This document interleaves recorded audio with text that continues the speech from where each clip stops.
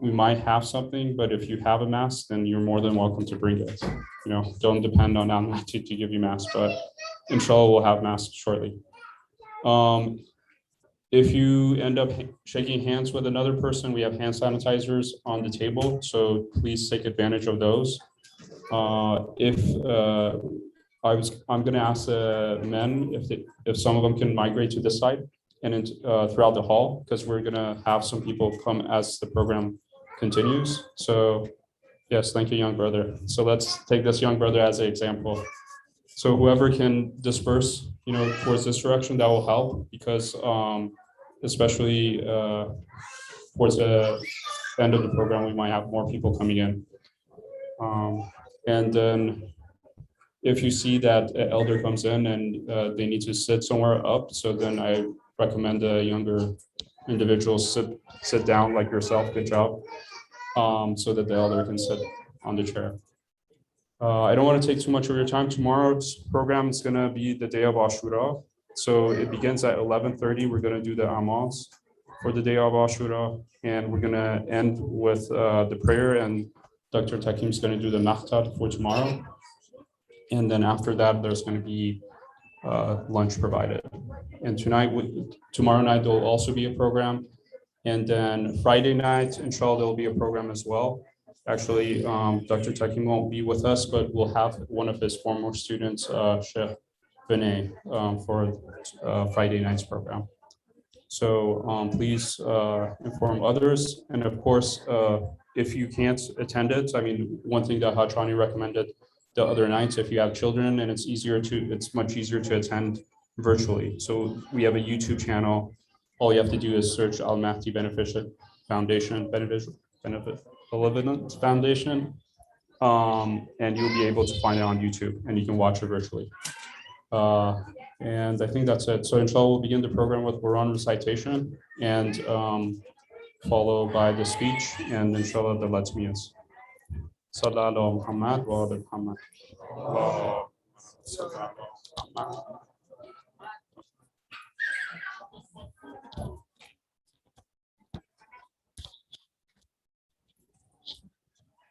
أعوذ بالله من الشيطان الرجيم بسم الله الرحمن الرحيم والفجر وليال عشر والشفع والوتر والليل إذا يسر هل في ذلك قسم لذي هجر ألم ترى كيف فعل ربك بعاد إرم ذات العماد التي لم يخلق مثلها في البلاد وثمود الذين جابوا الصخر بالواد وفرعون ذي الأوتاد الذين طغوا في البلاد فأكثروا فيها الفساد فصب عليهم ربك سوط عذاب إن ربك لبالمرصاد فأما الإنسان إذا ما ابتلاه ربه فأكرمه ونعمه فيقول ربي أكرمن وأما إذا ما ابتلاه فقدر عليه رزقه فيقول ربي أهانن كلا بل لا تكرمون اليتيم ولا تحاضون كطعام المسكين وتأكلون التراث أكلا لما وتحبون المال حبا جما كلا إذا دكت الأرض دكا دكا وجاء ربك والملك صفا صفا وجيء يومئذ بجهنم يومئذ يتذكر الإنسان وأنى له الذكرى يقول يا ليتني قدمت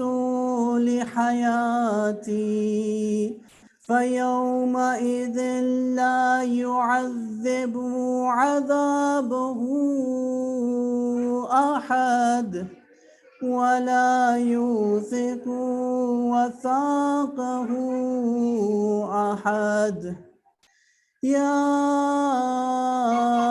أيتها النفس المطمئنة يا أيتها النفس المطمئنة ارجعي إلى ربك راضية مرضية فادخلي في عبادي وادخلي جنتي آمنا بالله وصدق الله العلي العظيم.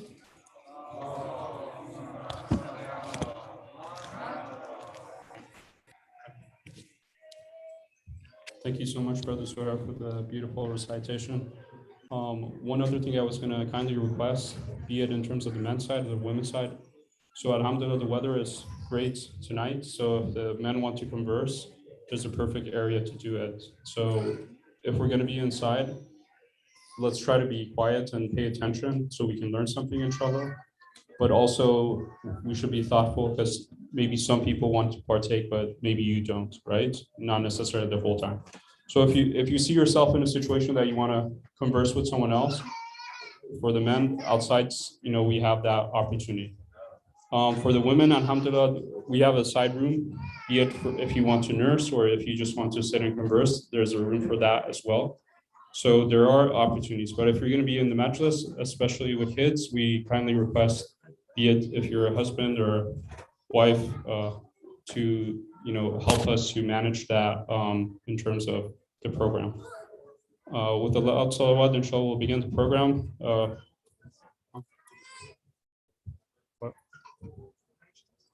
Okay, so thank you. Yes, we're going to have Hajj Hani give a short announcement. Bismillah ar-Rahman ar-Rahim. Assalamu alaikum, brothers and sisters. As you know, we were closed for almost a year, but there was expenses during the year. There was a lot of expenses going, we paid the bills.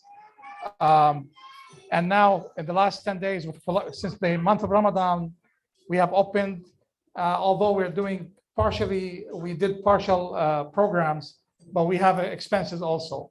And this last 10 days also, alhamdulillah, it has been very, very active. We're going to ask all of you to help us in paying to pay the bills.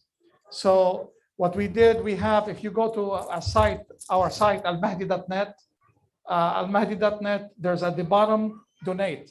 That's if you want to pay in credit card. You go there, push the button, donate, and you put the credit card information, and you can pay whatever you want to pay for us, donate.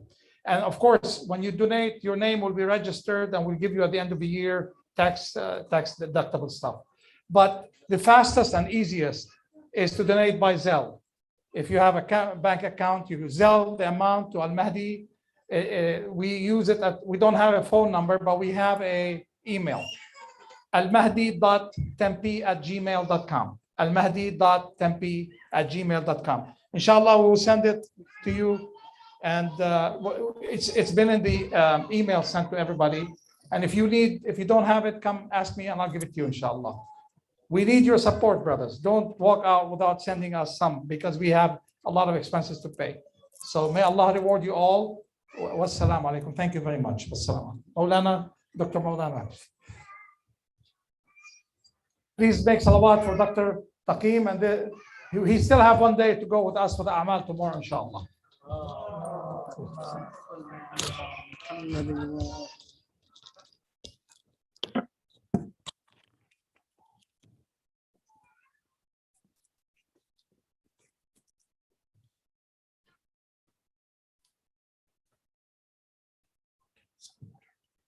رحم الله من قرأ سورة الباركة الفاتحة.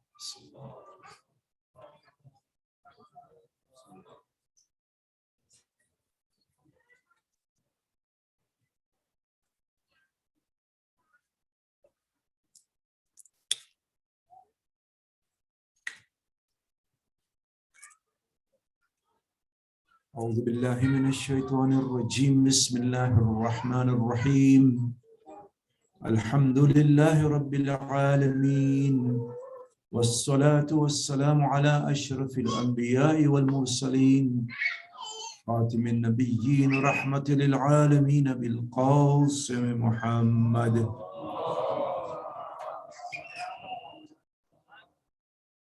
وعلى أهل بيته الطيبين الطاهرين المعصومين المظلومين.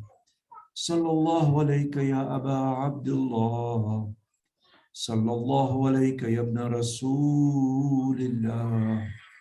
روحي وجسمي وأرواح العالمين لك الفداء، يا غريب يا مظلوم يا شهيد بأرض كربلاء.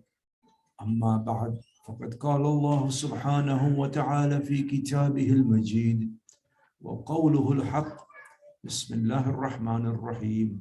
ولا يحسبن الذين كفروا أنما نملي لهم خير لأنفسهم، إنما نملي لهم ليزدادوا إثما ولهم عذاب مهين. صلوا على محمد وآل محمد.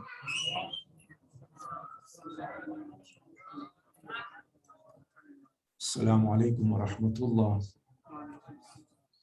Tonight is the last night of my actual majalis, because tomorrow I do not recite the majlis as such apart from the Masaib and the Maqtal, inshallah.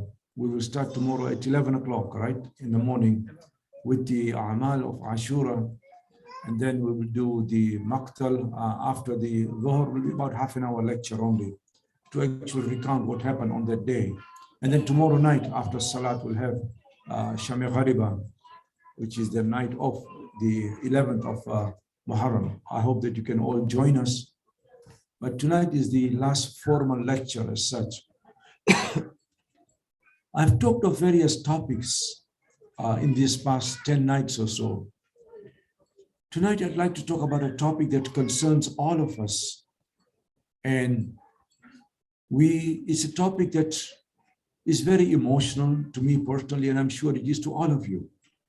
This is the whole question of the ziyarat of the Imams. As we may be aware, for the longest period, the Shias were not even allowed to even cry for Hussein. They were not allowed to visit the qabr of Imam al-Hussein. They could not even go out in the streets and mark the wafat of Imam Hussein. I remember a few years ago, maybe about 12, 13 years ago, I was in Azerbaijan, Baku, and I was visiting many of the Shia centers there, and they asked me a strange question in Azerbaijan. It says, are you Shias free in America? Can you actually mark the wafat of Imam Hussein, Ashura? I said, of course. As long as we don't break the law, we can go out, we can do sinazani, we can do latmiya, whatever. As long as we stay within the law. They were surprised because for a long time, I'm talking of maybe 30, 40 years ago, in a place like Azerbaijan, which was under the old Soviet Union, you remember, before the Soviet Union collapsed, they could not even pray let alone do the Azadari of Imam Hussein. I was almost cried when I went to visit some of the houses that the parents could not even recite Surah Al-Fatiha properly because the Russians had come there and would not allow people to go and visit the mosque. Now Islam is coming back. And by the way, for those who do not know, there are more Shias as far as the population goes in Azerbaijan. 95% of the people in Azerbaijan are Shias. In Iran, I think it's about 85 or 87% Shias. But in Azerbaijan, it's even more in terms of percentage. That tells you how much we have been oppressed and what the ziyarat means to us. Even today, and I'm not joking, I mean it seriously. I went to Singapore 3-4 years ago to recite the Azhar in Singapore during Muharram. And I found the Shias from Malaysia. Malaysia and Singapore are quite close to one another. They were coming to Singapore to listen to me and to do the Azadari. And I asked, why do you come here? Don't you have it there? I mean, you have to cross the border. I said, in Malaysia, Shias are officially kafir. Officially, they are kafir. Even Saudi Arabia has not declared Shias as kafir. But that just goes to show you, we cannot do anything in the open. And therefore, for us, it's a great ni'mah to do the Azadari and to do the ziyarah. Sallu ala Muhammad.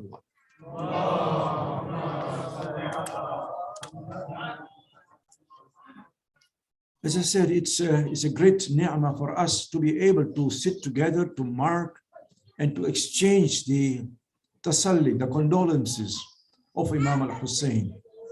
Because truly what Imam Hussein did was remarkable. This was not just a battle between Hussein and Yazid. You will recall I mentioned the very first night when Imam al-Hussein was asked to give the bay'ah. He says, "Mithli la yubayyu mithla." Those like me cannot give bay'ah to those like him. Meaning that those who stand for my principle, the kind of principle that Hussein stood for, could not give in to principles of Yazid. Because Yazid basically violated, went against all the norms and all the principles and all the sunnah of the Prophet. What I want to do today is to show you and to explain to you what does ziyarat mean to us. In the times of the Imams, by the way, Imam as-Sadiq, for example, Allahumma salli ala Muhammad. You know how they would do the majalis? Not like this, the way that we do it. They would meet in their own homes. The Imam would arrange for his close companions to come and they would recite the poetry of in favor of Imam Hussein. A person who was a great poet was a man by the name of Kumayt, not Kumail, Kumayt. And he would recite the poem in front of Imam al-Baqir, in front of Imam al-Sadiq, and they would cry. For a long time, as I said, until the time of the Buyids, in the 10th century, was when the Shias could actually come out in public to mourn. To give you an example of what it meant to do the ziyarat in the past, on the 21st of Ramadan, you may recall, we recite a ziyarat of Imam Ali alayhi salam. And in this ziyarat, suddenly, this ziyarat was recited and taught to us by Imam Al-Abidin alayhi salam. And as he was doing the ziyarat, you'll find that as he does the ziyarat changes into a dua. Normally, the ziyarat does not change into a dua. You may have a little bit of the dua in it, but this ziyarat suddenly in the middle changes into from a ziyarat to a dua. And do you know why it does that? Because as the Imam was reciting the ziyarat, this is of Najaf. In Najaf, at the time it's called Ghari, to Imam Ali, a Khariji came. And the Imam was scared that if the Khariji knew that this is where Ali ibn Abi Talib was buried, they would actually take out the body. And therefore that ziyarat suddenly changes to a dua. This was how difficult it was. But today, we are so lucky that not only do we meet here for the tasalli, for the azadari, we can actually go and do the ziyarat of Imam al-Hussein and all the other Imams. I want us to remind ourselves that the ziyarat is not just a visitation. After all, we can do the ziyarat from here. Why do we need to go to Karbala? But the reason why we go up to Karbala or Najaf or Mashhad or wherever we go is because it's a deep emotional encounter with the Imam. It's a deep time of bonding with the Imam. I want you to remember that we see not only the dharih of the Imam, but we see the Imam under the dharih also. This is a time for us to contemplate, to feel the presence, and to ask ourselves certain questions about our lives. We are all caught up in such busy lives, including myself, that sometimes our lives become meaningless. We are working and coming home and eating and working and doing the same thing day in, day out. Even when you go, there's so much noise around you that you hardly get a chance to even think. You're driving, there's noise of the radio. You're shopping, they put music. Even when you go to the washroom, they put your music there too these days. They will not leave you. In other words, we need a time to ourselves. And this is what the purpose of ziyarat is. A time where we can reflect. There was a great alim called Sayyid Sharafuddin Al-Musawi. I am lucky that I translated one of his books, Masail al-Fiqhiyah. It's translated as Questions of Jurisprudence. He came from Jabal Amil in Lebanon, and he went to Hajj. He died in 1957 in Sharafuddin. He is buried just outside where Sheikh Tusi's mosque is in Najaf, just near the Dharih of Imam Ali. They actually do this salat for the janazah in Najaf, where he is buried, Sharafuddin. A remarkable scholar. He went for a Hajj, and in those days, the king would normally invite the ulama to visit them during the Hajj time. So one of the persons who was invited was Sayyid Sharafuddin. So Sayyid Sharafuddin went to meet the king with a copy of the Quran with him. This is how the Shias are so very clever. And when he met the king, along with other scholars, Sharafuddin gave the king a copy of the Quran. The king took the Quran and started kissing it. Sharafuddin says, Astaghfirullah, haram, bid'at, bid'at. He says, why bid'at? I'm kissing the Quran. He said, but you're kissing the cover, the leather. That leather of the Quran, you can make shoes with it, you can make a belt with it, you can make a Quran with it. But the king said, I'm not kissing the leather, I'm kissing what is inside it. Who wants to kiss leather? You don't want to kiss your belt. I'm kissing what is inside that leather. Sharafuddin says, oh king, know that when we go for ziyarat, we don't want to kiss the metal. Nobody wants to kiss metal. It is what is inside the metal that we are kissing. It is what inside that the Imam, because we cannot kiss him physically, we kiss the outside, but our sentiments, our emotions are for the Imam who is in the Dharih. Sallu ala Muhammad wa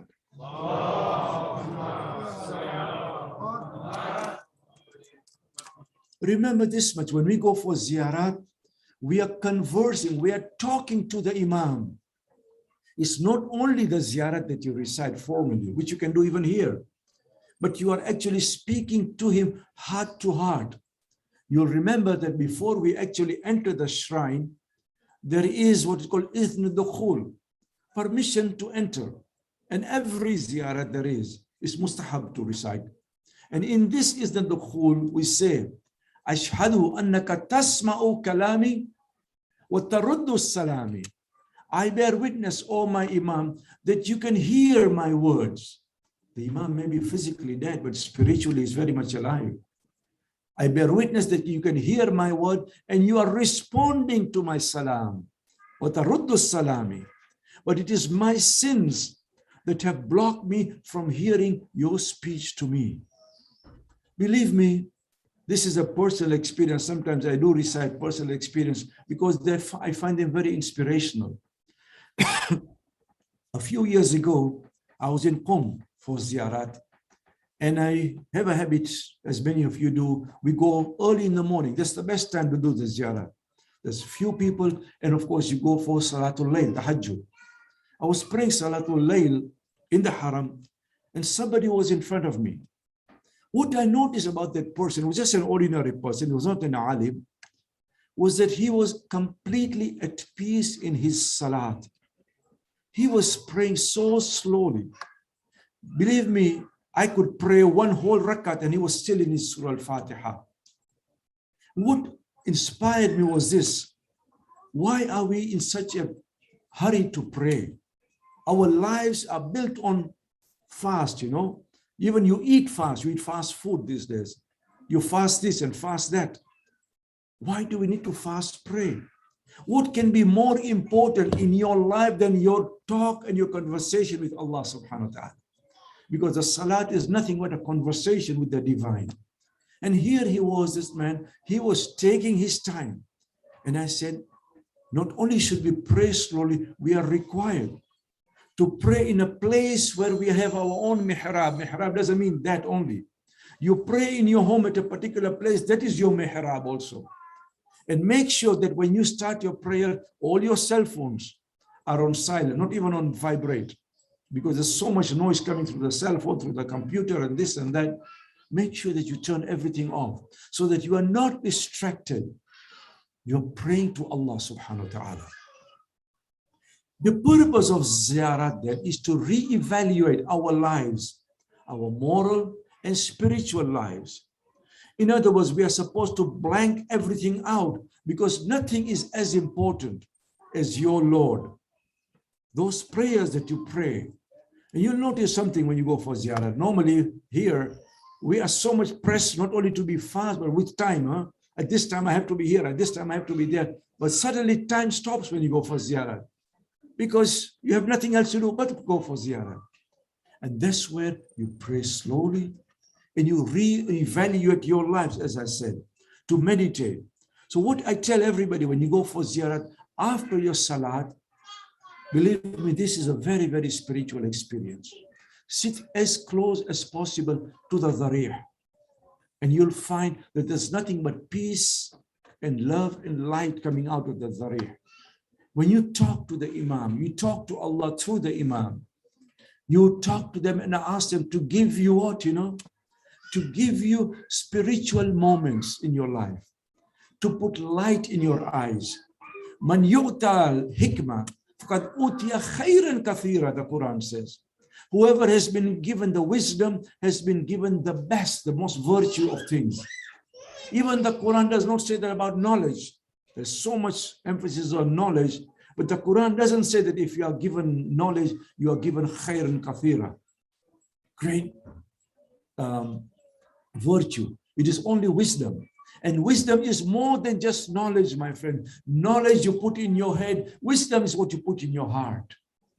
Wisdom, a wise person, is one who has committed his knowledge to his heart. He moves around with that knowledge. Sallu ala Muhammad wa ala.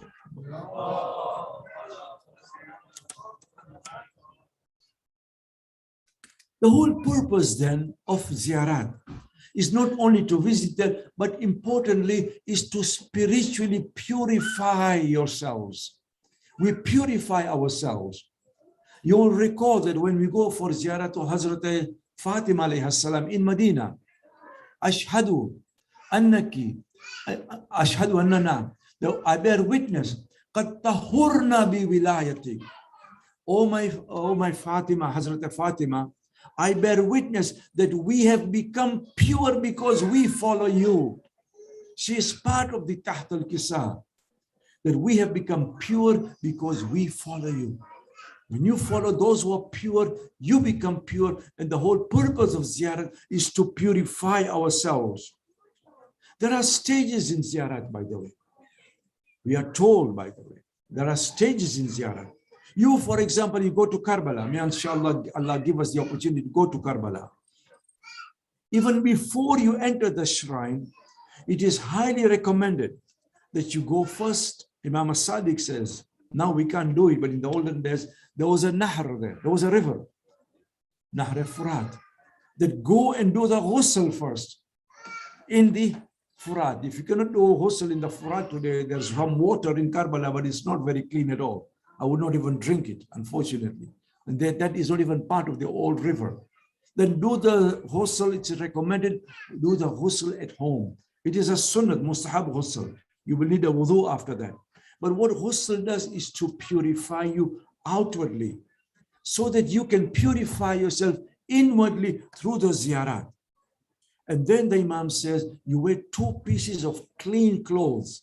Notice the emphasis is on purity, cleanliness. 2 pieces of clean clothes. The Imam tells Muhammad bin Muslim, his Sahaba, that when you are going towards the ziyarat of my grandfather, give the charity first. Do the sadaqah. Give some money to the charity. Walk in peace and tranquility. And be in a state of complete humility. Because you're not going to the shuhada. You're going to the Sayyid al-Shuhada. You're going to the Sayyid al-Shuhada. And then the Imam says, you are prepared to encounter the Imam. How do we prepare? That we seek the Izna Dukhul. We seek the permission to go. Have you noticed one thing? That many a time, when you finish the salat, you rub your face like this. Or even when you finish reciting the Quran, you rub your face like this. Why? Because that is an opportunity to get the barakah. You see, Allah does not appear to us physically, but He gives us the barakah. What is barakah? Blessings, grace. That barakah is in different things. The month of Muharram, of Ramadan is called what? Shahrul Mubarak, right? Mahi Mubarak. So even a month can be blessed. The barakah can even be in trees. Shajaratul Zaytunatul Mubarakatul Zaytuna. As Surah An-Nur tells us, the blessed olive tree. In other words, even the tree is blessed. The month is blessed. When Allah wants to reach out to you, He reaches out to you through His blessing. When you are pure, you get the blessings of Allah. You pray, you get the blessing. You recite the Quran, you get the blessing. You do the ziyarat, you get the blessing. That is why, by the way, when we go for the ziyarat, we actually don't just recite the ziyarat, we actually attach ourselves to the dharih. As I said, we cannot touch the Imam, but we touch the dharih so that we get the barakah of the Imam through the dharih. There is barakah in it. When you get the barakah, you are able to go away with the barakah from it. Sallu ala Muhammad wa ala.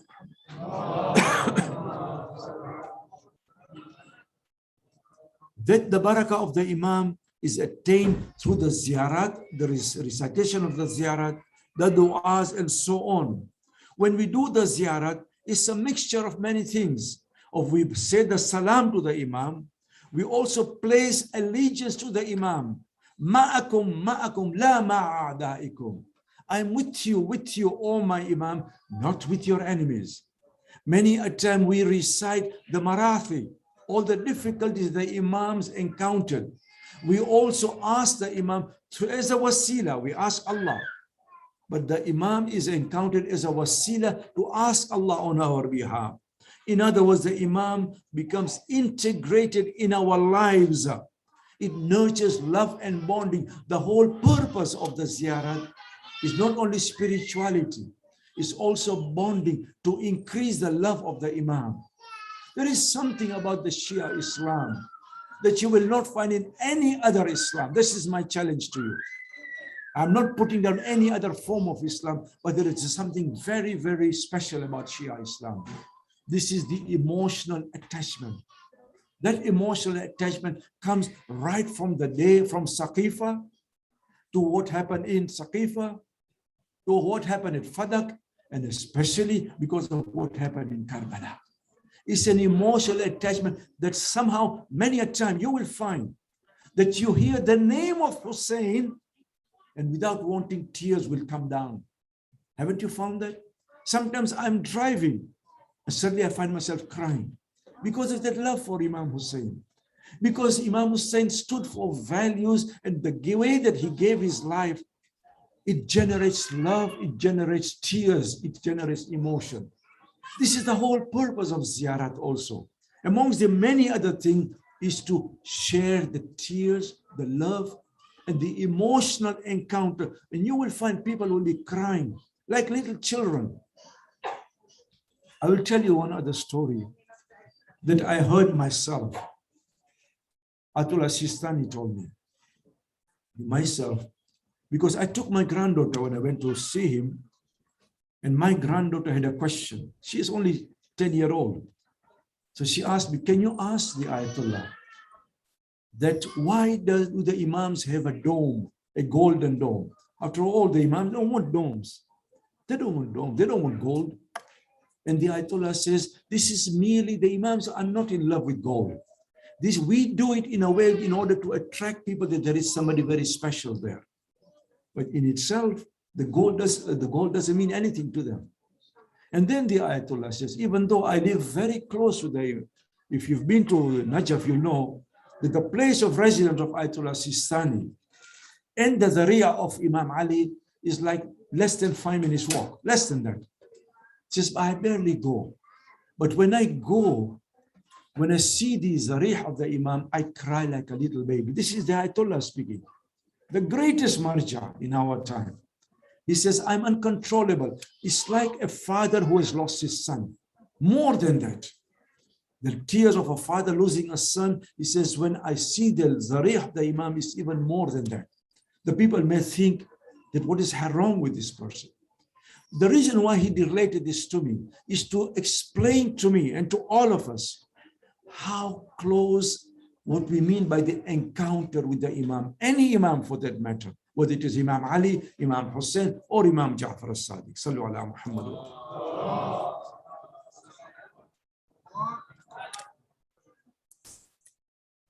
Another important element then is the love for the Imam. There's the emotional, there's the spiritual, there is the ziyarah, the ritual, there is also the religious encounter, but also the encounter through love.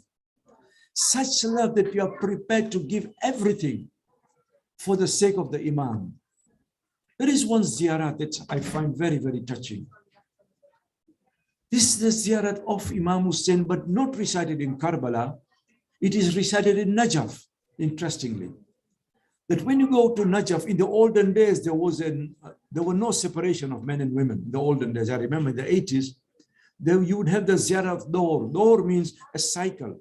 You would recite, the ziyarah from different side. From one side, then you would move to the other side, and finally the other side. 4 sides. The 4th side is actually you recite facing the Imam in Najaf, but also facing Karbala.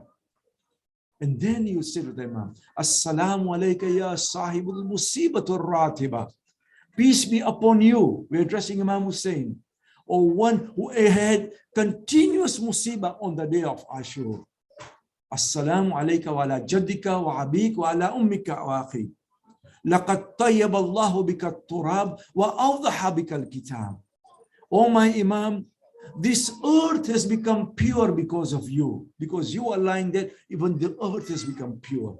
Now do you understand why we prostrate on the sajda of the khak of Imam Hussein?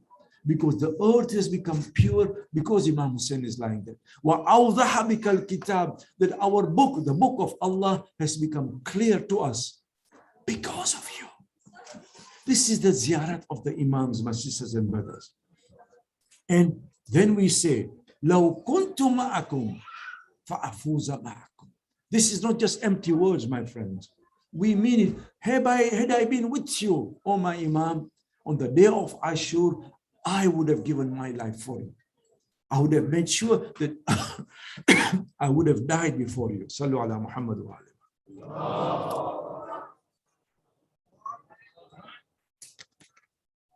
There is also an element of the power of the Imams. I do not know about you, but I'm a great believer in miracles. I do believe in miracles. And I believe that when you ask the Imam as a wasila, our final point, of course, is always Allah.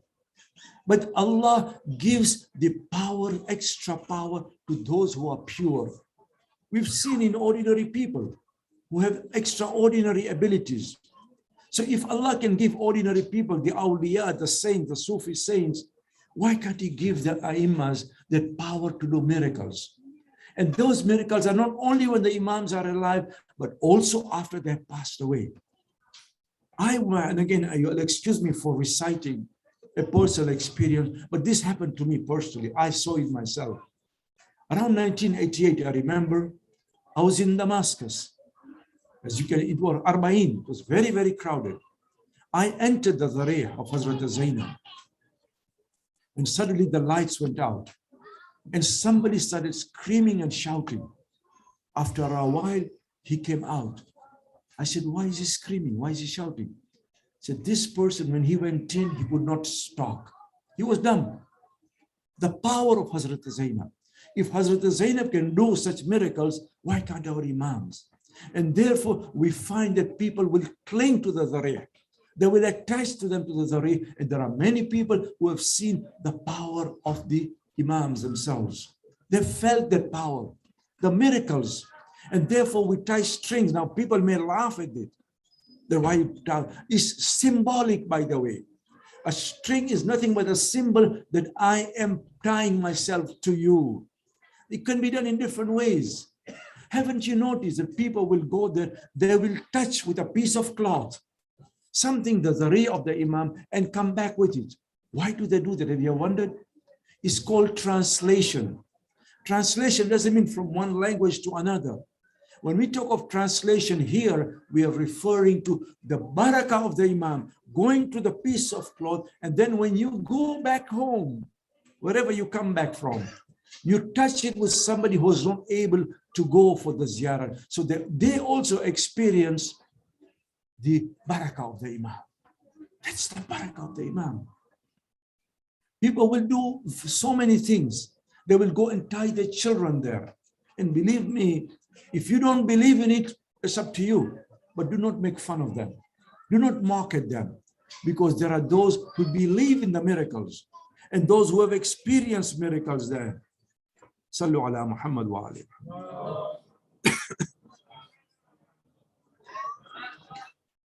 What we are doing then is recreating the presence of the Imam so that those who are distantly can also experience the miracles and the barakah of the Imam.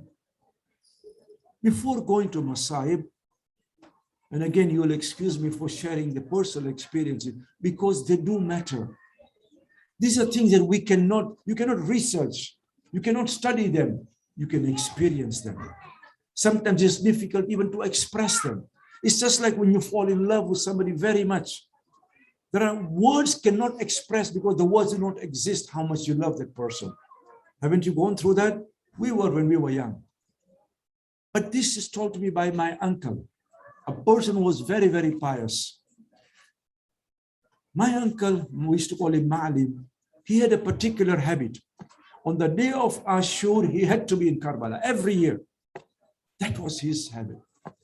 The day of Ashura, as far as it was possible, he would go to Karbala. One particular year, he was in Uganda. He was going to the airport. The airport is quite far from where he was. And on the way, in order to get a plane to go to Karbala, the car got a puncture.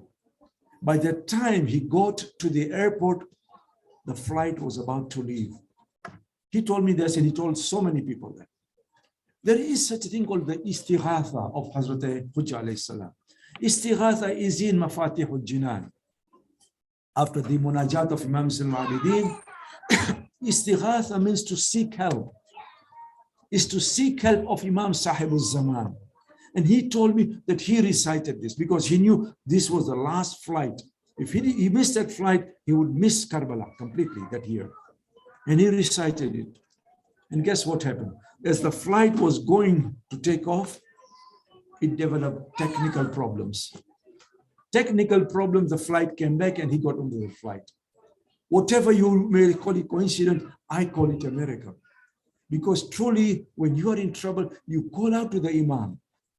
Bi-idhnillah, by the power that Allah has given them, they will help you. It is the eve of Ashura. It is the night of Qiyamah also, in many ways. On this day, the Imam Hussein's Tabari tells us that at Asr time, on the 9th of Muharram, Imam Hussein was sitting outside his tent. Suddenly he dozed off. His sister Zainab came up to him and she held him and shook him. Says, "Oh, my brother, wake up. Don't you see the enemy is coming?" The Imam opened his eyes. He looked at his sister. Says, "Oh, my sister, I just saw my grandfather in my vision. I saw our grandfather.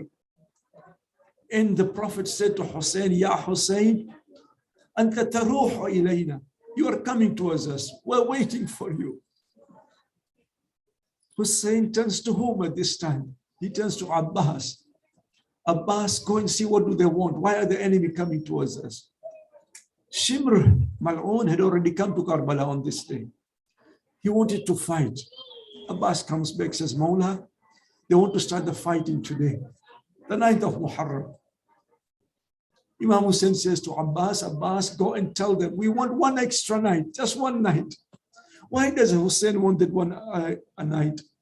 لَعَلَّنَا نُصَلِّ لِرَبِّنَا وَنَدْعُوهُ, so that we can pray to our Lord and we can do dua to them.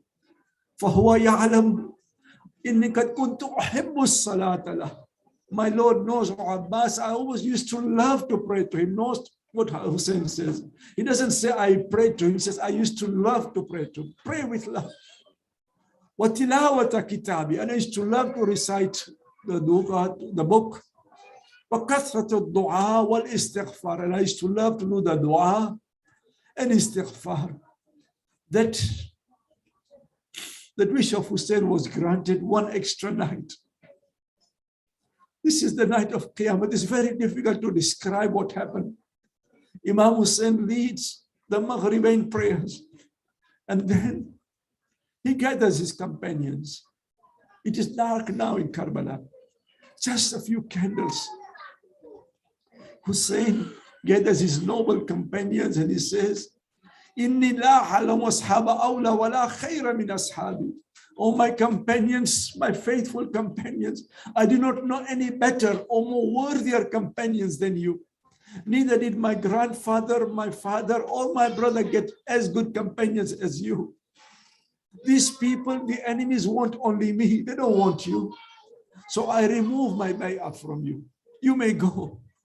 Please leave me alone. Hussein, as soon as he stops speaking, Abbas turns up and says, Mawla, what are you saying? Leave you? How can we leave you at this time? We will fight in front of you. We will be cut into pieces, but we will not leave you. Zuhair bin Cain says, Mawla, even if I was to be killed 1,000 times, I would not leave you. What is just one death? Muslim bin Awsaja says the same thing, Mawla. Even if whatever I have, stones, arrows, sand, I will pelt them. I will fight for you. But under no circumstances are we going to leave you. Mawla, if we leave you, what are we going to answer Fatima to Zahra tomorrow? What face will we show the Prophet tomorrow? We will not leave you. Hussein says, if you are scared to leave me, take my children with you. They said, Mawla, there is no way we are going to leave you. This one night is an extraordinary night. I said in my first majlis, for those who are not here, when you go to Karbala, don't just go to the Haram. You go to the Haram, do the ziyarat there, but also go to the Khaymagah. Go to the tent, because that's where the Imam was reciting his du'as and his prayers this night. Go, sir, spend some time in the tent and contemplate and think of what happened in those tents. Some of the most spiritual moments, the most emotional moments occurred in those tents on this night. This night was spent with Hussein and his Sahaba. The people said that when we passed by, we could hear the whispering. This was the munajat. What Imam Hussein was whispering and praying to his Lord. And he was reciting this particular ayah, which I recited at the beginning. وَلَا يَحْسَبَنَّ الَّذِينَ كَفَرُوا إِنَّمَا نُمْلِ لَهُمْ خَيْرٌ لِأَنفُسِهِمْ. Those who do kufr should not think that we are giving them time. It is good for them. إِنَّمَا نُمْلِ لِيَزْدَادُوا إِثْمًا. They were giving them more time so that they can increase in their sins. وَلَهُمْ عَذَابٌ مَحِينٌ. But they will have a great punishment. This was a verse from the Quran that the Imam kept reciting this night. He was reciting that nobody slept that night. Even the ladies, they would not sleep because they would look at their children. Oh, Zainab is looking at Aun and Muhammad. Layla is looking at her Ali Akbar. Farwa is looking at her Qasim. Hi, Azadar and Hussein. This was the night of Qiyamah. In the morning time, Hussein turns to Ali Akbar. Oh, Bet Ali, do the adhan so that these people can remember the voice of the Prophet. We will recite the whole Maqtal of Hussein on the day of Ashura tomorrow, inshallah. But there is one time. This is the night when even a little baby could not be spared. A time comes on the day of Ashura when one by one the companions have gone now. Hussein is all alone. He turns right. He turns left. Aina anta ya Abbas. Aina anta ya Habib. Aina anta ya Zuhair. Nobody is answering. Hussein does the itmam al-hujjah so that nobody should say that we did not know you were alone. He says, Hal min nasirin yansuruna. Hal min mughithu yughithuna. Is there anybody who can answer and help us now? Nobody answered, but the lady started crying in the tent. Hussein comes back and he said, why are you crying? Hussein is still alive. They said that when you said Hal min Nasir, Ali Asghar, he fell down from his cradle as if you say that I am here for you. Hussein takes his little baby, 6-month-old child. Even the mother doesn't have any more milk. Hussein says, I'm sure if these enemies, if they see a little baby, they will give a little baby some water. After all, they are fathers too. Ali Asghar is so little that when Hussein brings him covered, the people think it's the Quran. The thing. This is not the Quran. This is a Quran and nothing. Not Quran and Sami. Little Ali Asghar is brought. Hussein removed the covering, says, oh people, if I have done wrong to you, what has this little baby done to you? He hasn't had any milk. For now, 3 days, the mother has no milk, no water. Give the little child some water. Give the little child some water. The enemies are looking at each other. Nobody is responding. Hussein says, if you think that if you'll give the little baby some water, I will keep little Ali Asghar on the plains of Karbala. You give the little child some water. You give them water. Don't give it to me. Hussein puts the little baby on the plains of Karbala. Even the enemy now is wondering what is happening. How can we let a little child die like this? They are fathers too. Omar ibn Saad is scared now that the enemy, his own army, will turn against him. What does Ibn Saad do? He turns to Hurmala. Hurmala ikta kalam al-Hussein. Oh, Hurmala, finish the kalam of Hussein. We do not want to hear him anymore. Hurmala was the expert sport. He would not miss at all. Some riwayat says that Hurmala did not fire 1 arrow, not 2 arrows, but 3 arrows before he could kill Ali Asghar. When he was asked later on, oh, Hurmala, why did you miss twice? Hurmala says, if only you saw what I saw. When I was prepared to fire the first arrow, I saw the Prophet in front of me. When I fired the second arrow, I saw a lady. He was saying, oh, Hurmala, do not kill my little baby. And the third arrow, it went from one side of the neck of Ali Asghar, came out from the other side. Azadar Hussein, this is the height of injustice. That a little baby, a 6-month-old baby, is killed in front of the father. Hussein now, he picks up the little baby, he turns towards the sky. Allahumma ahkum baynana wa baynal qawm da'una faqataluna. Oh my Lord, you judge between me and these people. They invited us, now they're killing us. They kill even my little baby. For the first time on the day of Ashura, Hussein does taraddud. You know what's taraddud? He hesitates. He doesn't know what he will say to Umar Rubab. 7 times he goes forth and comes back. He says, Inna lillahi wa inna ilayhi raji'un. Ridan biqada'ihi wa tasliman li amri. 7 times because he does not know what he will say to Umar Rubab. Finally, Hussein enters the tent. Umar Rubab, she uncovers Ali Asghar thinking that her little baby has got water. When she sees the blood on Ali Asghar's neck, she says, Ya Mahulaya, amithlu hadha yunhar. Will they slaughter some child like this? She didn't say, did they kill? She said, did they slaughter? Because this was a slaughter. The next scene, even the enemy should not see a father and a mother burying little Ali Asghar behind the tent because they were scared that they will even cut the head of Ali Asghar. Azadar and Hussein, I finished my majlis now, but just one point. When the Kafilah came back from Sham, they stopped by Karbala. A time comes when they're about to leave Karbala to go back to Medina.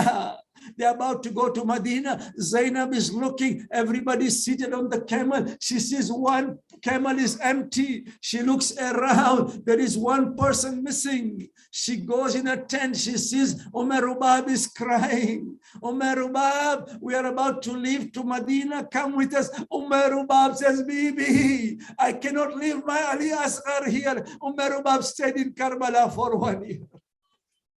ألا لعنة الله للقوم الظالمين سيعلم الذين ظلموا أي يوم إنا لله وإنا إليه راجعون مات الحسين.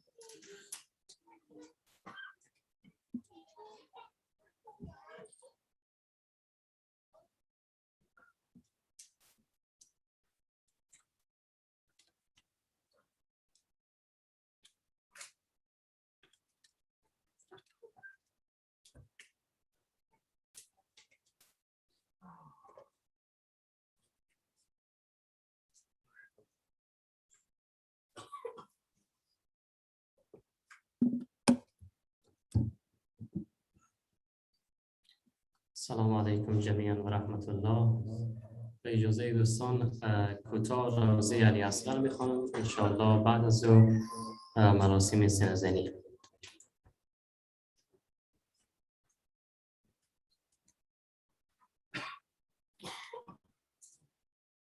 بسم الله الرحمن الرحیم یا رحمان یا رحیم.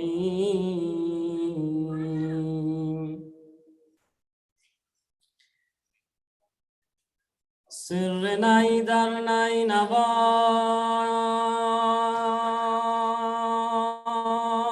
ماندگر زینب نبود.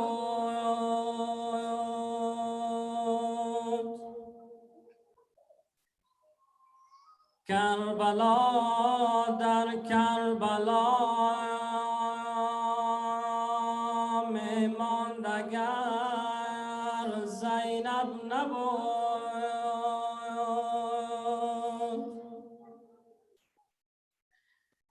چهره سرخ حقیقت بعد از آن طوفان رنگ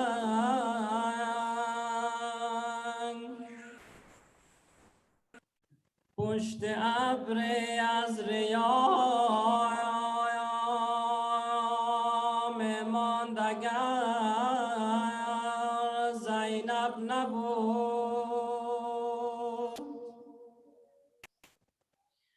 چشمه فریاد مظلومیتی لب تشنگان در کویر تفت جام ماندگر زینب نبود.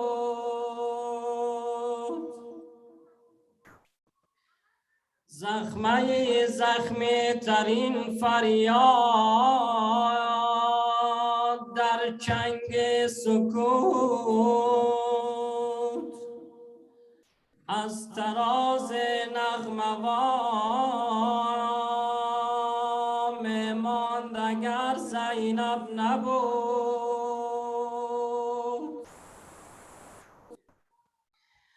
ذوالجناح دادخواهی به سوار و به لگام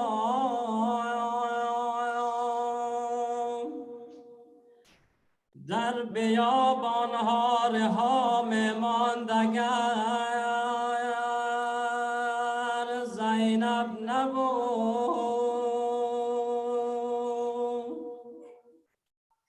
صلی الله علیک یا ابا عبدالله، صلی الله علیک یا مظلوم الله.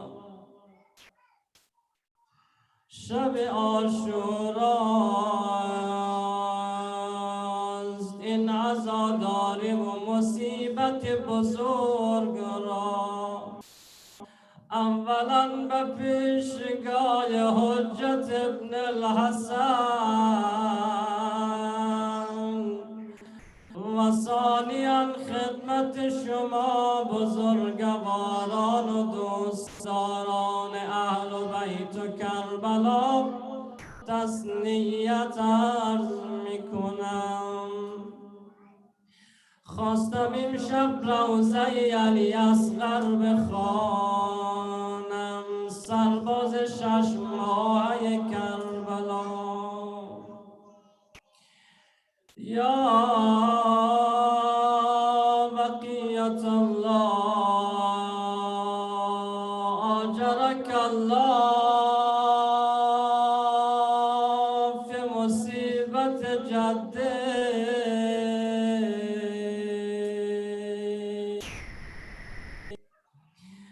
راوی میگوید کسی به نام منهال، این منهال میگوید قضیه مرگ علی اصغر اون چنان سوزناک بود، شهادت علی اصغر اون چنان تأثیر گذاشته بود.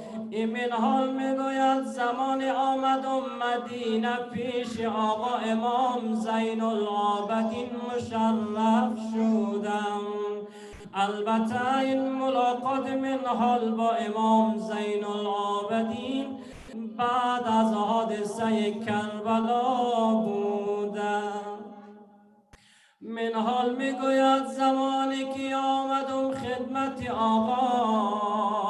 آقا یک سوال از من کرد. فرمود منهال از شام می آیی از کوفه می آیی، بگو بدانم هرمله زنده بود یا نه.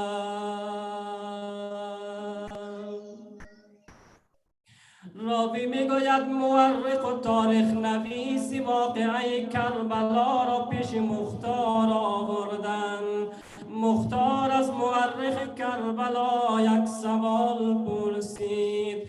فرمود مورخ تو در کربلا بودی، بگو بدانم کدام لحظه برای آقا ابا عبدالله خیلی سخت بود. مورخ عرض کرد امیر گرچند که هر لحظه سوزناک بود، اما زمانه را خوب با تمام وجود لمس کردم که برای آقا ابا عبدالله الحسین خیلی سخت گذشت. او زمانی بود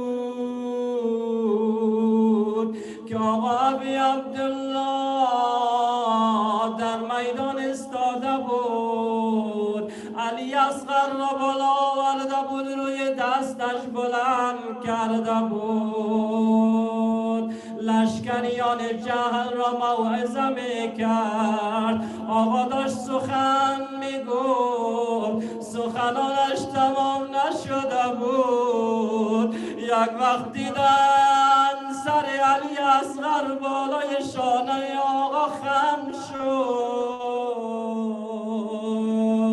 آقا یک وقت نگاه کرد ولی علی اصغر دید حلقوم علی اصغر گوش تا گوش بریده شده.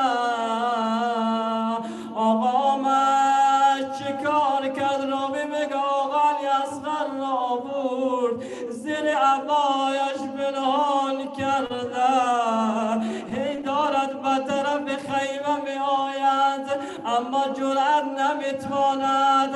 آقا طرف خیمه حرکت میکند بعد بر میگردد، بازم حرکت میکند و دوباره بر میگردد. آی نمیداند جواب رباب را چی میگوید. چون لحظه قبلی چند لحظه قبلی زینب طفل را از رباب آورده بود برادر. چند روز است علی اصغر نه شیر خورده، مادرش شیر ندارد و نه آب در خیمگاه است. حضرت زینب علی اصغر را داده بود با آقا ابی عبدالله برادر. علی را میدان ببر شاید لشکریان قلبش بسوزد، برای علی اصغر آب بدهد. اما حالا ابی عبدالله با پیکری بیجان علی اصغر به طرف خیمه می آید. خواهری علی اصغر سکینه نازدانه، مادرش رباب و خواهر آقا ابی عبدالله حضرت زینب همه منتظرند. اگر ما همه تشنه هستیم اما مطمئنیم این قوم جفاکار به علی اصغر آب داده. از این جهت است که آقا ابا عبدالله الحسین نمیداند چطور خیمگاه رود. از این جهت است که راوی می نویسد خوب دیدم آقا ابی عبدالله دارد به طرف خیمه سرعت میگیره، باز میسته دوباره بر میگرده. و صلی الله علی سیدنا محمد و آل محمد. دوستان گرامی صفهای سینه را آماده کنند. از برادری گرامی امام نعمتی خواهش مندیم که آمده محفل سینگزنی را آغاز کنند. بر محمد آل محمد صلوات.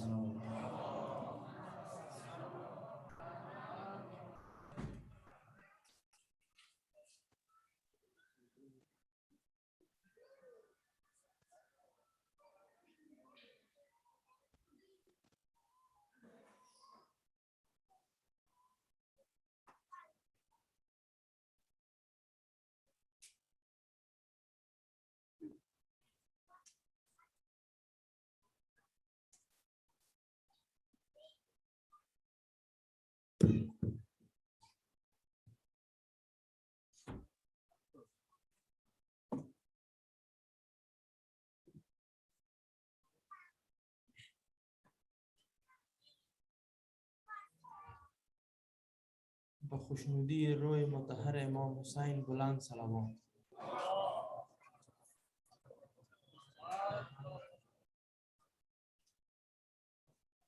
زینب خواهر من، نور چشم تر من، زینب خواهر من، نور چشم تر من، زینب خواهر من، نور چشم تر من، زینب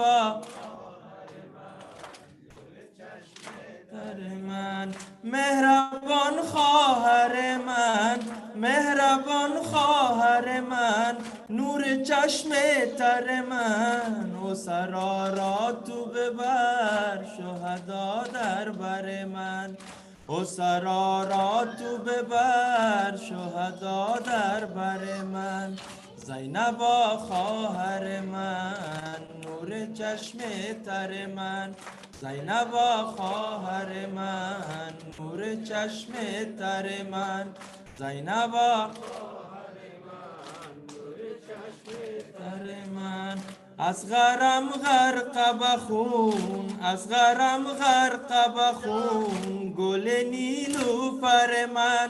اصغرم غرق بخون، گل نیلوفر من. قاسم و امر چه شد اکبر نامآور من. قاسم و امر چی شد اکبر نامآور من. دست عباس جدا و علمش روی زمین. دست عباس جدا و علمش روی زمین. عابدین با تو بود هم سفر ای خواهر من. عابدین با تو بود هم سفر ای خواهر من. زینبا خواهر من، نور چشم تر من. زینبا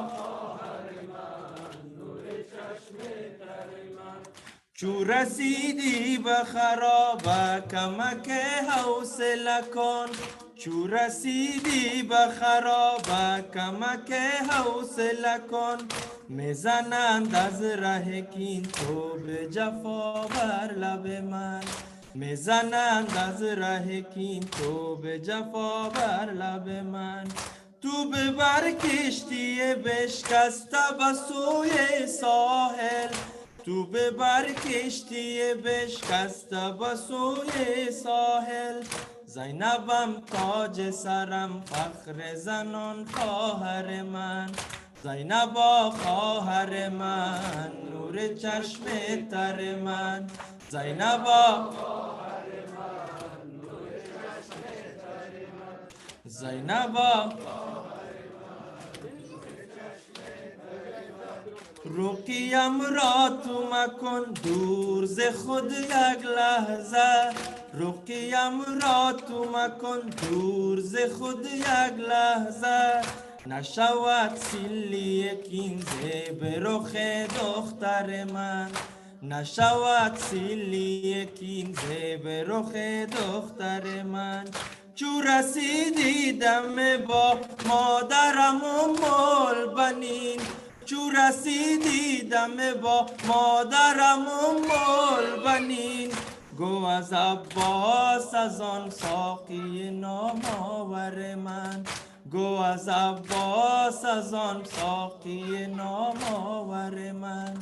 زینبا خواهر من، نور چشم تر من. زینبا خواهر من، نور چشم تر من.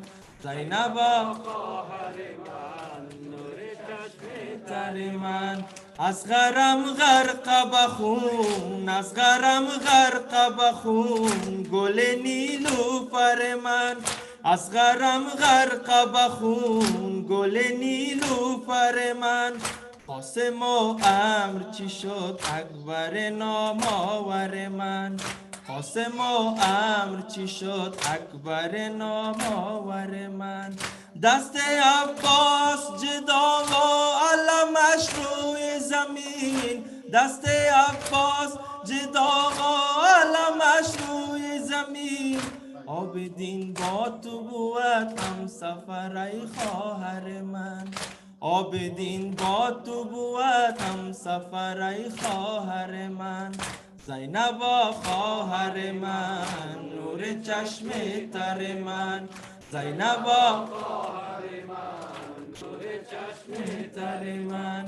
چو رسیدی به خرابه کمک حوصله کن. چو رسیدی به خرابه کمک حوصله کن.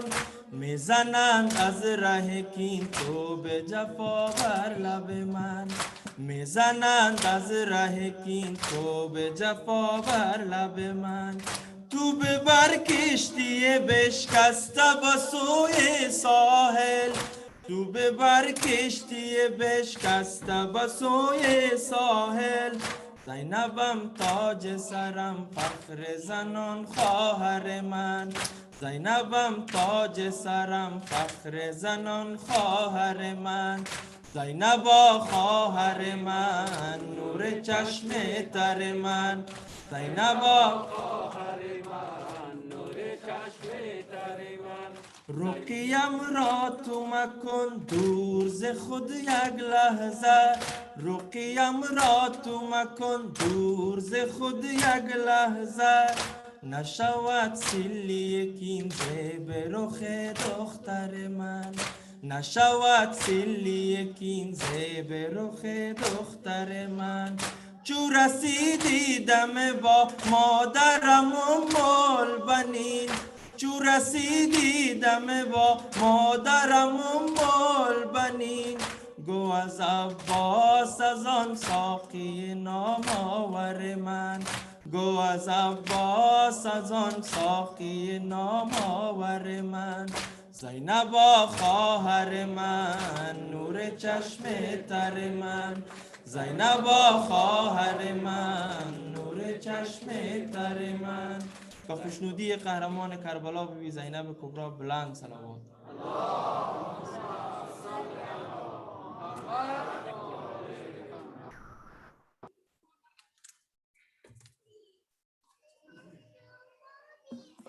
بر محمد و آل محمد صلوات.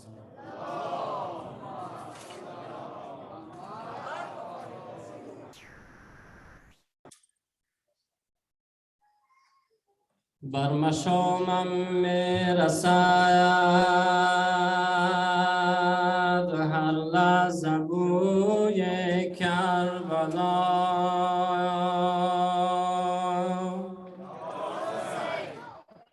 بر دلم ترسم بماند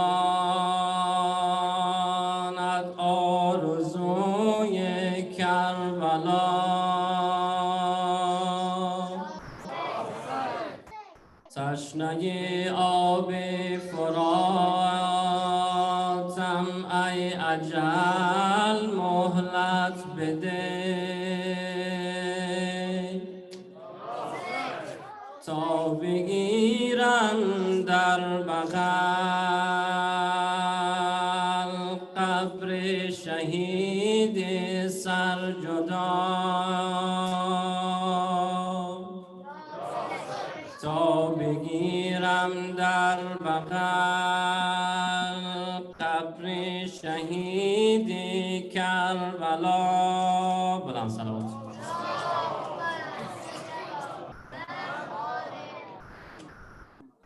پیشخوانی نوحه شعر دشت بلا یا ابوالفضل، باب حاجات ما یا ابوالفضل، شعر دشت بلا یا ابوالفضل، باب حاجات ما یا ابوالفضل. شعر دشت بلا یا ابوالفضل، باب حاجات ما یا ابوالفضل، شعر دشت بلا یا ابوالفضل، باب حاجات ما یا ابوالفضل. همه میگن شعر دشت بلا یا ابوالفضل، باب حاجات ما الفضل. ای علمدار سبت پیامبر، شمع بزم وفا پور حیدر، شمع بزم وفا پور حیدر. ای علمدار سبت پیامبر، شمع بزم وفا پور حیدر، شمع بزم وفا پور حیدر. شعر دشت بلا ابوالفضل، باب حاجات ما ابوالفضل، شعر دشت بلا یا ابوالفضل، باب حاجات ما ابوالفضل. بر حسین علی میر لشکر، یار و غم خار ما یا ابوالفضل، یار و غم خار ما یا ابوالفضل. بر حسین علی میر لشکر، یار و غم خار ما یا ابوالفضل، یار و غم خار ما یا ابوالفضل. شعر دشت بلا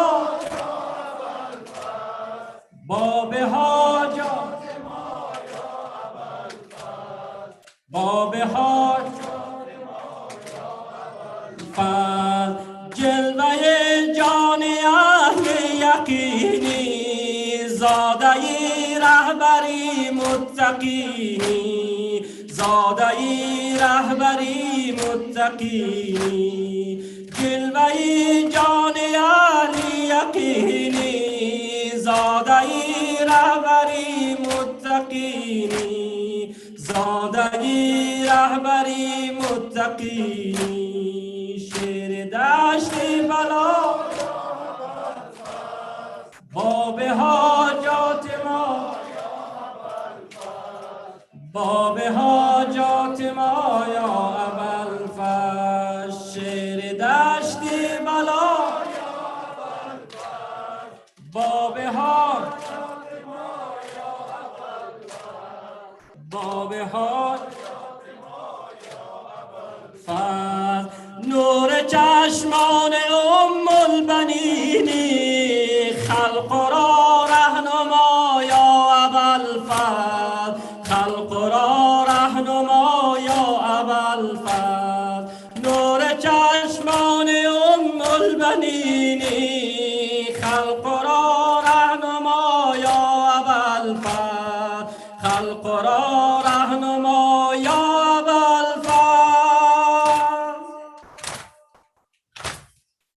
شیر دشت بلا یا ابوالفضل باب حاجات ما یا ابوالفضل باب حاجات ما یا ابوالفضل شیر دشت بلا یا ابوالفضل باب حاجات ما یا ابوالفضل باب حاجات ما یا ابوالفضل ای تو غم خوار یاری یتیمان ای سپهدار شاه شهیدان ای سپهدار شاه شهیدان ای تو غم خوار یاری یتیمان ای سپهدار شاه شهیدان ای سپهدار شاه شهیدان شیر دشت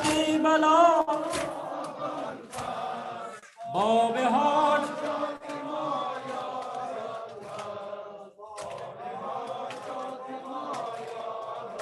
ابوالفضل جان سپردی تو در راه قرآن ای قتیل جفا یا ابوالفضل ای قتیل جفا یا ابوالفضل جان سپردی تو در راه قرآن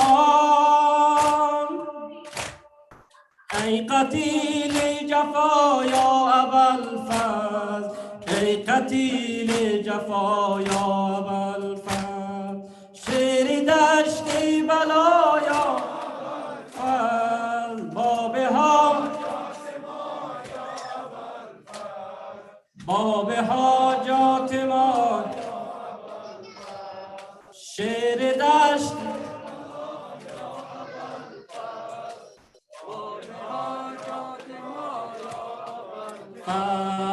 ای علمدار سبط پیامبر شمع بزم وفا پور حیدر شمع بزم وفا پور حیدر ای علمدار سبط پیامبر شمع بزم وفا پور حیدر شمع بزم وفا پور حیدر شیر دشتی بلا یا ابوالفضل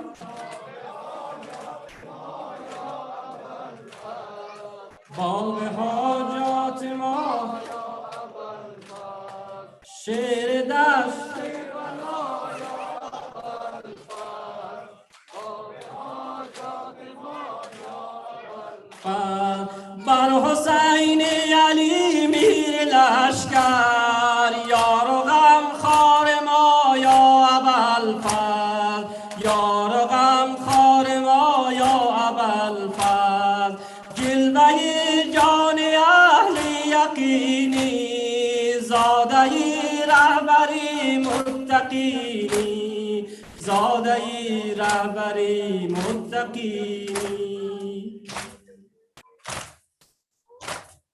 شیر دشتی بلایا ابوالفضل باب حاجات ما یا ابوالفضل شیر دشتی بلایا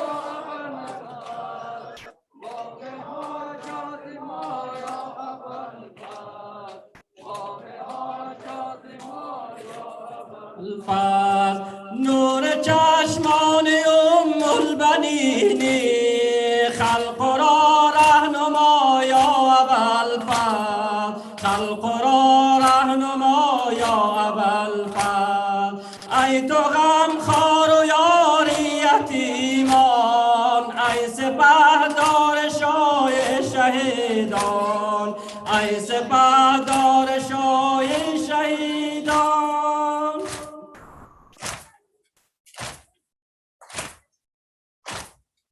شیر دشتی بلایا ابوالفضل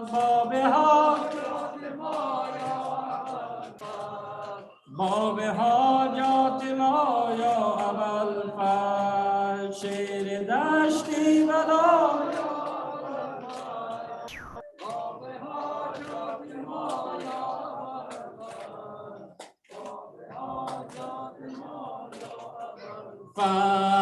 جان سپردی تو در راه قرآن ای قتیل جفا یا ابوالفضل ای قتیل جفا یا ابوالفضل ای علمدار سبتی پیامبر شمع بزم وفا پور حیدر شمع بزم وفا پور حیدر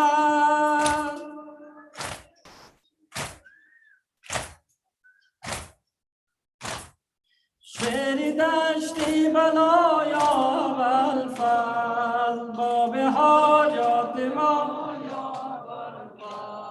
باب حاجات ما یا ابوالفضل شیر دشتی بلایا باب حاجات ما یا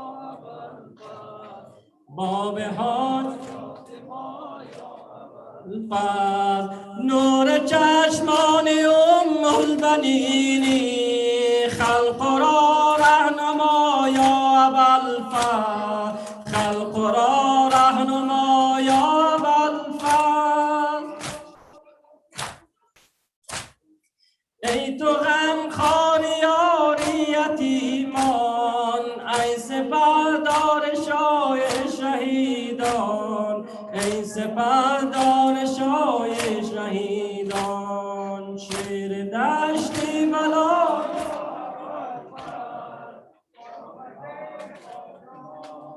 ابوالفضل باب حاجات ما یا ابوالفضل شیر دشتی بلا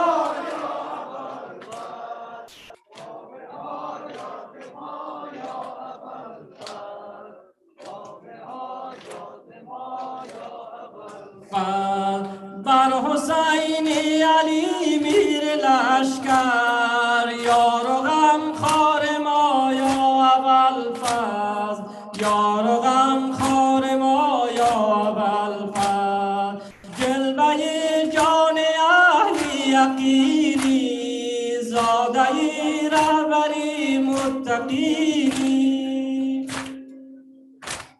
زاده رهبری متقینی شیر دشتی بلا یا ابوالفضل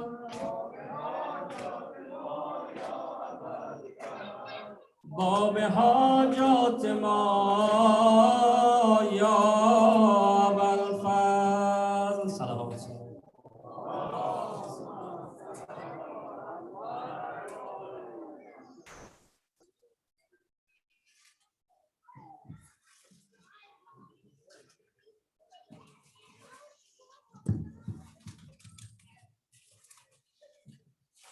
منم یا ایام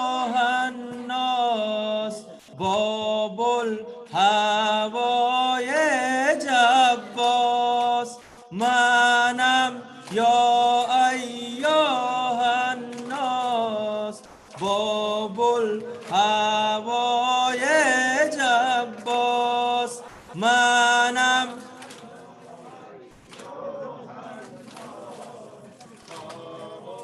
هوای جباس من گل گلزاره علی مرتضایم حافظ پرچم خونین کربلایم راه بر من ببستند فرق مرا بشکستند منم یا ایها الناس باب الهوای جباس منم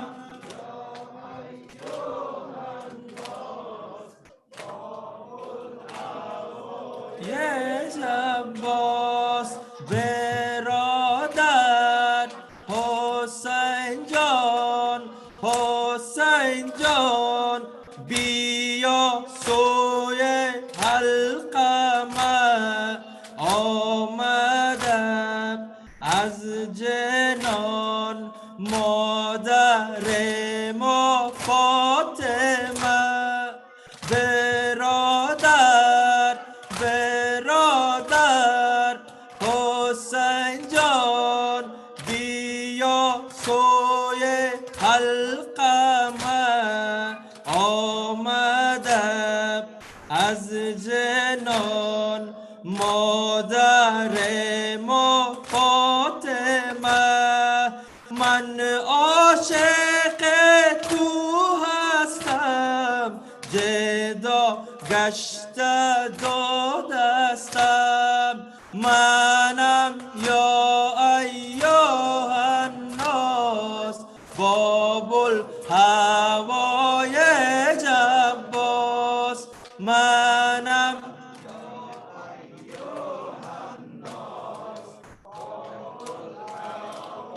یه جباس کجایی کجایی ببینی ببینی مادرم ام البنین عباست فتادم ز سطر زین بر زمین راه بر من ببستن فرق مرا بشکستن منم یا ایها الناس باب الهوای جباس منم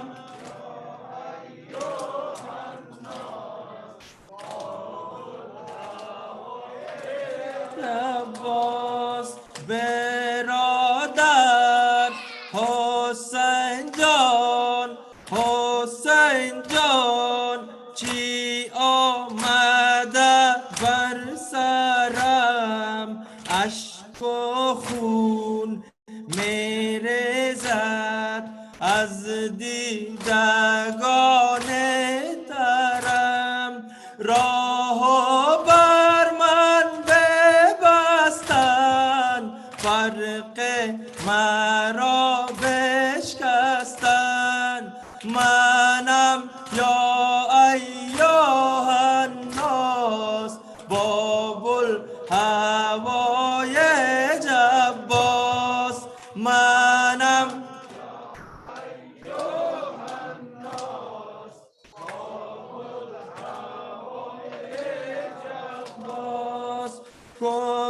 کجایی ببینی ببینی مادرم ام البنین عباست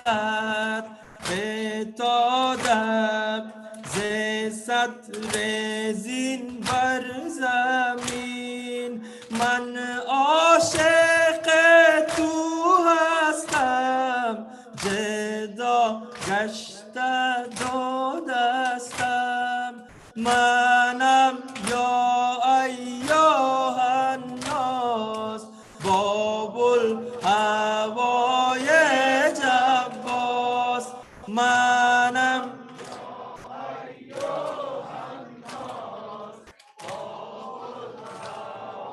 یه جباس من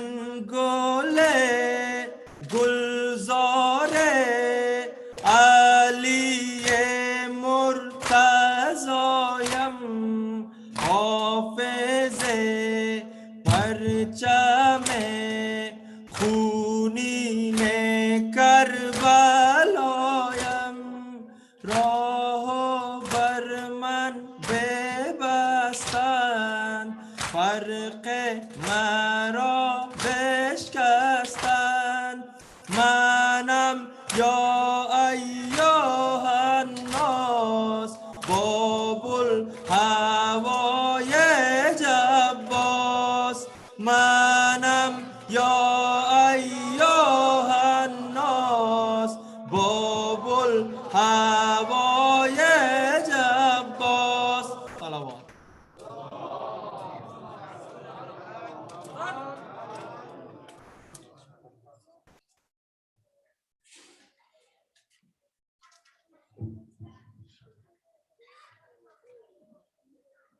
بگو اما بابا کجا می رود که لب تشنه از پیش ما می رود گمانم که از بحر ما کودکان به دنبال آب بقا می رود تو گفتی نگردم جدا از حسین جدا از تو بابا چرا می رود بگفتا تو را می برم پس چرا نبرده به همراه مرا می رود گمانم خدا گفته که تنها بیا که تنها به نزد خدا می رود ذکر نوحه علی اکبر متعاقبا دوستا خوش کرده بودن نوحه علی اصغر انشالله میخوانم فعلا نوحه علی اکبر تازه جوانم علی سر و روانم علی تازه جوانم علی سر و روانم علی بر محمد و آل محمد صلوات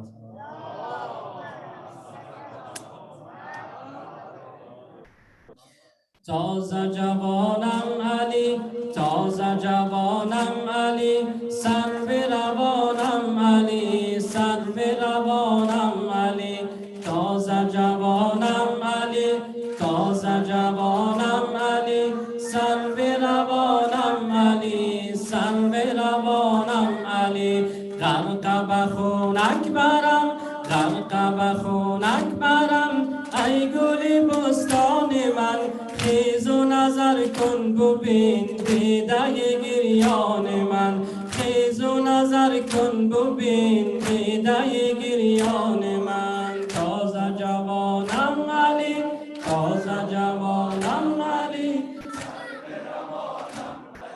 سر به روانم علی تازه جوانم علی تازه جوانم علی سر به روانم علی سر به روانم علی رفتی و بردی زی دل رفتی و بردی زی دل تاب و توانم علی رفتی و بردی زی دل رفتی و بردی زی دل تاب و توانم علی داغ فراقی تو زد شعله و جانم علی داغ فراقی تو زد شعله و جانم علی تازه جوانم علی تازه جوانم علی سر به روانم علی سرو روانم علی تازه جوانم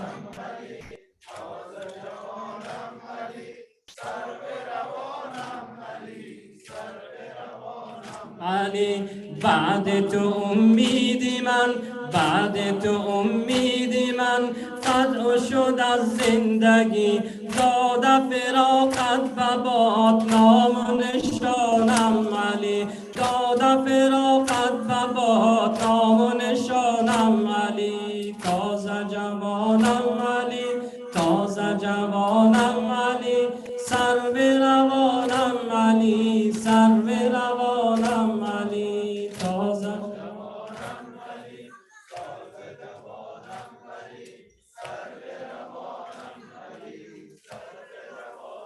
علی رفته و از رفتنت رفته و از رفتنت باب تو دلگیر شد باب تو دلگیر شد مادرت ای نوجوان مادرت ای نوجوان از غم تو پیر شد از غم تو پیر شد تازه جوانم علی تازه جوانم سرو علی در کف دشمن اسیر پیر و زمین گیر شد پیر و زمین گیر شد در کف دشمن اسیر در کف دشمن اسیر پیر و زمین گیر شد پیر و زمین گیر شد دوره روی تو کرد دوره روی تو کرد سه روز جانم علی سه روز جانم علی تازه جوانم علی تازه جوانم علی سرو روانم علی سرو علی مانده به دل آرزو مانده به دل آرزو تا که در این بدایت تا که در این بدایت پاک کنم از روی مهر پاک کنم از روی مهر هجلگاه شادیت هجلگاه شادیت تازه جوانم علی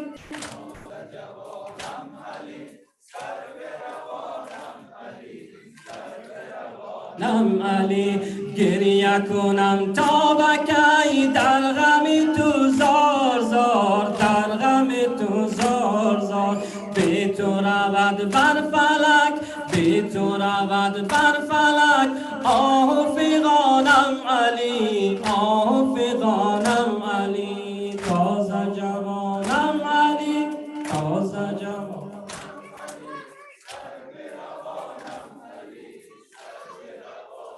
علی سر نگشته دلم سر نگشته دلم از رخ زیبای تو از رخ زیبای تو باب تو دارد هنوز باب تو دارد هنوز میل تماشای تو میل تماشای تو تازه جوانم علی تازه جوانم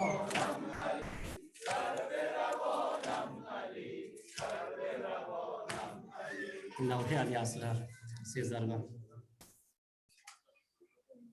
چرا مادر علی اصغر گلوی خون فشان داری چرا چشمان پر آب و تبسم بر لبان داری چرا مادر علی اصغر گلوی خون فشان داری چرا چشمان پر آب و تبسم بر دهان داری به قربانی تو گردم من که رفتی سوی قربانگاه کنون با پیکری پرخون کنون با پیکری پرخون آغوشم مکان داری چرا مادر علی اصغر گلوی خون فشان داری چرا چشمان پر تبسم بر بیا تا خون ز حلقومت با بی دیدگان شویم که من اشک روان دارم تو روی ارغوان داری که من اشک روان دارم تو روی ارغوان داری چرا مادر گلوی خون چرا چشمان پر آب و تبسم بر بیا تا جسم پر خونت بخوابانم بگهواره که تو اندر گلو تیری جفای ملحدان داری که تو اندر گلو تیری جفای ملحدان داری چرا مادر گلوی خون فشان داری چرا چشمان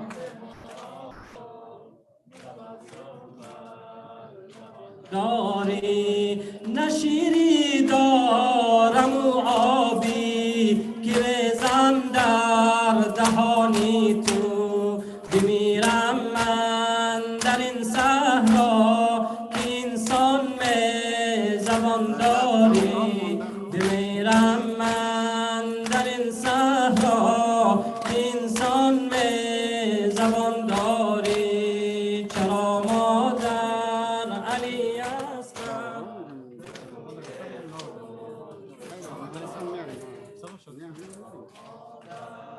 علی اصغر گلوی خون فشان داری چرا چشمان پر آب و تبسم بر دهان داری بیا تا خون ز حلقومت با بی دیدگان شویم که من اشک روان دارم تو روی ارغوان داری که من اشک روان دارم تو روی ارغوان داری چرا مادر علی اصغر گلوی خون فشان داری چرا چشمان پر آب و تبسم بر لبان داری سلام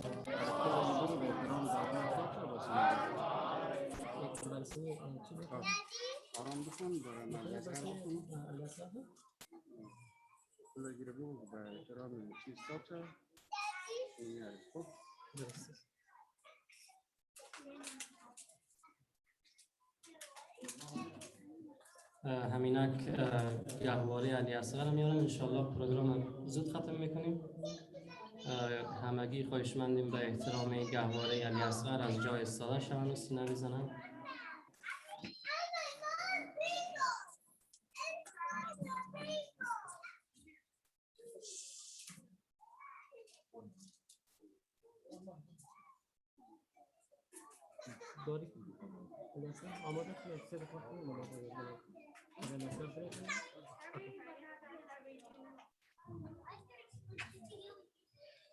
آن کودکی که در دل میدان امان نداشت آن کودکی که در دل میدان امان نداشت تا به گلوی خشک و را آسمان نداشت آن کودکی که در دل میدان امان نداشت تا به گلوی خشک و را آسمان نداشت آن کودکی که در دل میدان امان نداشت تا بی گلوی خشک برا آسمان نداشت آن کودکی که در دل میدان امان نداشت تا بی گلوی خشک برا آسمان نداشت میخواست یک کلام بگوید که تشنه‌ام، میخواست یک کلام بگوید که تشنه‌ام، اما هزار حیف که طفلک زبان نداشت، اما هزار حیف که طفلک زبان نداشت. میخواست تا به اشک کند رفع تشنگی، میخواست تا به اشک کند رفع تشنگی، یک قطره هم به چشم خود اشکی روان نداشت، یک قطره هم به چشم خود اشکی روان نداشت. مادر همیشه مظهر امواج درد هاست، مادر همیشه مظهر امواج درد هاست. اینجا رو باب هم به جز آه فغان نداشت، دیدند و با عبای رسول آمده حسین، دیدند و با عبای رسول آمده حسین. حجت تمام تر به دل کاروان نداشت، حجت تمام تر به دل کاروان نداشت. موجی فرات میزد و لب روی لب علی، موج روی فرات میزد و لب روی لب علی. به رحمی عیان که نیاز بیان نداشت، تحریک شد قلوب تمام سپاهیان. گفتن شیر خارک بر ما زیان نداشت، یک تیر آمد و سه هدف را نشانه زد، یک تیر آمد و سه هدف را نشانه زد. جز طفل و قلب مادر و بابا نشان نداشت. با سرعتی که تیر به حلقوم او نشست، با سرعتی که تیر به حلقوم او نشست. حتی برای بستن چشمش زمان نداشت، حتی برای بستن چشمش زمان نداشت. گیرم گره حسین ز قنداق باز کرد، تا دست و پا زند تنی اصغر جان نداشت. باشد و خونی و بس ما و بناله گفت، شش ماه که نیاز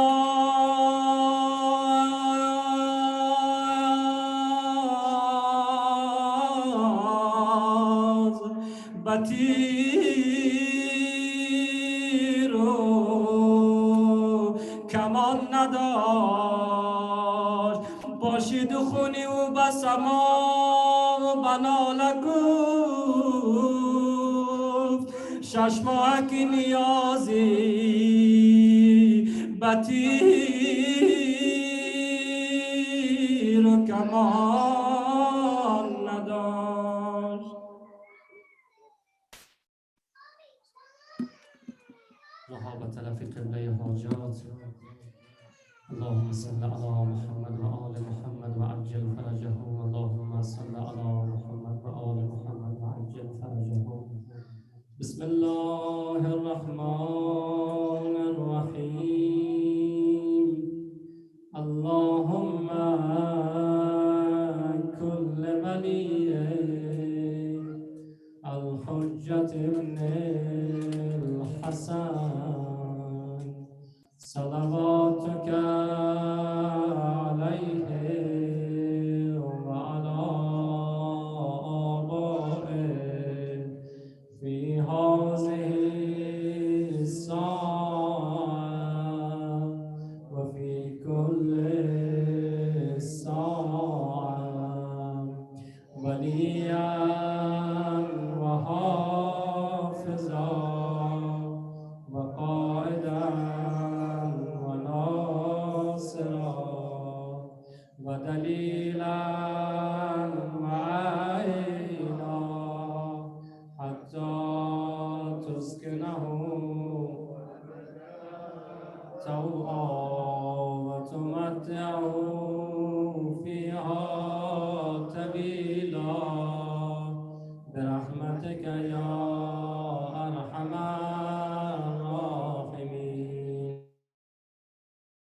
المؤمنين والمؤمنات والمسلمين والمسلمات الأحياء منهم والأموات تابع بيننا وبينهم بالخيرات إنك مجيب الدعوات إنك قاضي الحاجات پروردگارا به حق حلقومی بریده 6 ماهه کربلا علی اصغر حسین حاجتمندان را برآورده به خیر بگردان. پروردگارا این ویروس و مریضی مهلک کرونا را از سطح جهان به عظمت و بزرگی خون علی اصغر بردار. پروردگارا تمام عزاداران این محفل را و دوستانی که از فضای مجازی منگرند خدایا در روز قیامت اینها را شامل شفاعت آل ابا بگردان. پروردگار و ظهور آقا امام الزمان را معجل و نزدیک بفرما. همه ما را از جمله سربازان آن حضرت قرار بده. پروردگار و مریضان ما را شفای عاجل و کامل عطا بفرما. نونهالان ما را محبین اهل بیت اسلام و قرآن و کربلای قرار بده. پروردگار اموات ما که از جمع ما رفتن خدایا ببخش و بیامرز. به نبی و آله به ثواب الفاتحه مع الاخلاص و الصلوات.